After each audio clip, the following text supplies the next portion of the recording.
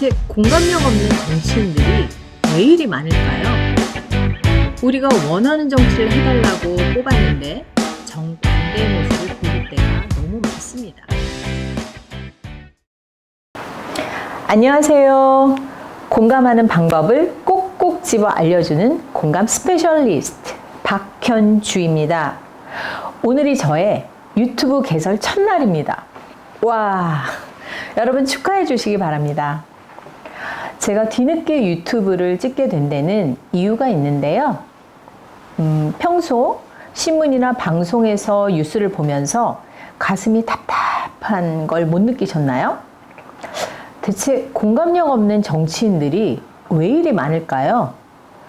우리가 원하는 정치를 해달라고 뽑았는데 정반대의 모습을 보일 때가 너무 많습니다.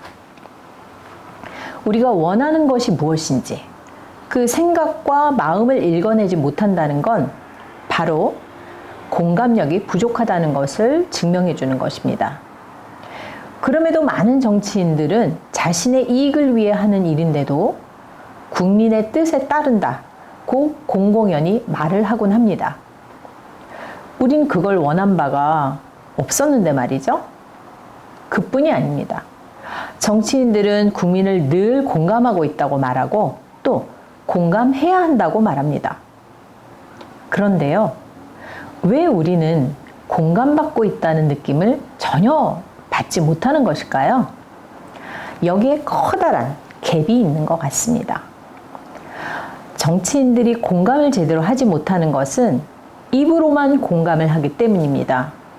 또 진성 공감을 하는 게 어떤 것인지 그 방법을 잘 모르기 때문이라 여깁니다. 그래서 제가 유튜브를 시작하게 되었는데요. 공감을 잘하시지 못하는 분들께 공감력을 향상시키는 방법을 알려드리도록 하겠습니다. 공감은 리더의 경쟁력입니다. 남보다 뛰어난 공감력을 한번 발휘해 보시기 바랍니다. 그런 정치인에게 사람들은 강한 매력을 느끼고요. 또 마음이 움직이고요. 또 행동을 유발시켜서 그 정치인을 지지하게 됩니다. 정치인들은 공감력을 높이는 게 바로 자신의 성공 비결이라는 것을 잘 모르는 것 같습니다. 사실 공감력이 부족한 것은 정치인들만이 아닙니다. 우리 주위에서도 따뜻한 공감을 받았다는 분들, 많지 않습니다. 누구나 쉽게 말하는 공감. 그러나 제대로 하려면 결코 쉽지 않은 공감에 대해서 우리 하나씩 알아보도록 하겠습니다. 먼저 공감의 정확한 의미부터 알아볼까요? 뜻을 알아야 공감을 잘할 수 있겠죠? 제대로 된 공감이 무엇인지 함께 살펴보도록 하겠습니다.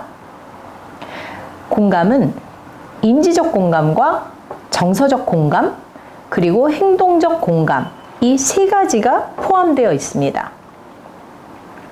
먼저 인지적 공감인데요. 이것은 다른 사람의 관점을 수용하는 것으로 상대방이 나와는 다른 생각과 감정이 있다는 사실을 인정하는 것인데요. 이를 마음이론이라 합니다. 우리는 이 마음이론 덕분에 상대방의 생각이나 의도, 감정, 욕구를 추론할 수 있는데요. 이를 역지사지라고도 할 수 있습니다. 내가 상대방의 입장이 돼서 생각하고 이해하는 것입니다.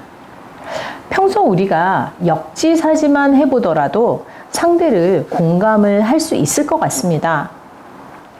두 번째는 정서적 공감인데요.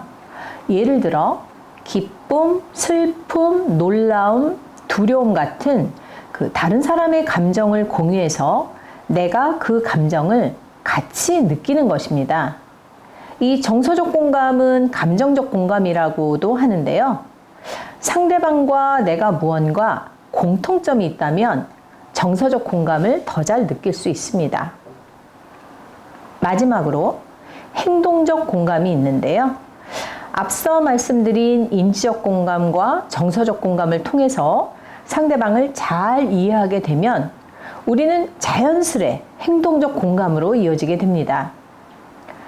무더위에 폐지를 잔뜩 실은 쿠르마를 땀을 뻘뻘 흘리면서 밀고 가는 할아버지를 한번 보았다고 가정해 볼까요?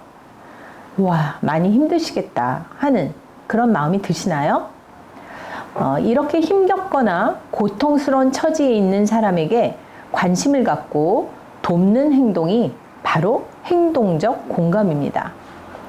할아버지를 도와드리려 구루마를 함께 밀어드릴 수도 있겠죠. 앞서 말씀드린 인지적 공감, 그리고 정서적 공감, 행동적 공감, 이 세 가지 공감을 모두 행하실 때 우리는 공감을 제대로 했다고 할 수 있습니다. 어떠신가요? 공감 정말 쉽지 않죠? 그렇습니다. 올여름은 무척 뜨거웠습니다. 폭염으로 모두 힘드셨을 텐데요. 그런 가운데 공감 사연이 알려지면서 우리의 가슴을 훈훈하게 해주었습니다. 내용은 편의점을 운영하는 자영업자가 올린 글이었는데요. 폭염 속 자신의 편의점 앞에 한 중년 남성이 쪼그려 앉아 있었는데요. 여자 손님이 들어와서 과자랑 생수를 결제하고 그 남성에게 시원한 생수를 건네는 걸 보았는데 그 모습이 마치 천사 같았다고 말합니다. 문 앞의 남성은 여성이 생수를 건넨 지 30초 만에 바닥에 쓰러졌고요. 구급대원이 달려와서 상황이 일단락되었다고 하는데요. 누군가의 도움이 절실하게 필요했던 사람이 맞는 것 같습니다. 이 남성을 챙겨준 여성은 공감천사가 맞습니다. 공감천사는 이렇게 뜨거운 날, 축 처진 그런 모습으로 길바닥에 앉아 있었던 남성을 그냥 지나칠 수가 없었던 것입니다. 이렇게 뜨거운 날 많이 힘드신가 보다. 그런 측은한 마음으로 공감이 발동한 것이죠. 그를 돕고 싶은 행동적 공감으로 이어졌고, 그리고 차가운 생수를 사서 그 남성에게 건넨 것입니다. 우리가 공감을 하면 다른 사람의 처지와 입장을 이해하고 느낄 수 있습니다. 이런 공감이 널리 퍼져나가면 보다 따뜻한 사회가 되겠죠? 무엇보다 공감에 가장 중요한 역할이 있는데요. 그건 우리에게 친절한 마음을 불러일으키는 것입니다. 여기서 친절함이란 상대방을 도우려는 것을 뜻합니다. 공감력이 높은 사람은 다른 사람에 비해서 남을 도울 확률이 높습니다. 과거 홀로코스트 때 목숨을 걸고 유대인들을 숨겨주거나 구해준 사람들이거나, 또 학교에서 총격 사건이 벌어졌을 때 학생들의 방패막이가 되어준 선생님들은 다른 사람보다 공감력이 월등히 높은 분들입니다. 얼마 전 서현역에서 끔찍한 칼부림 사건이 있었는데요. 이런 속에서도 공감 영웅이 있었습니다.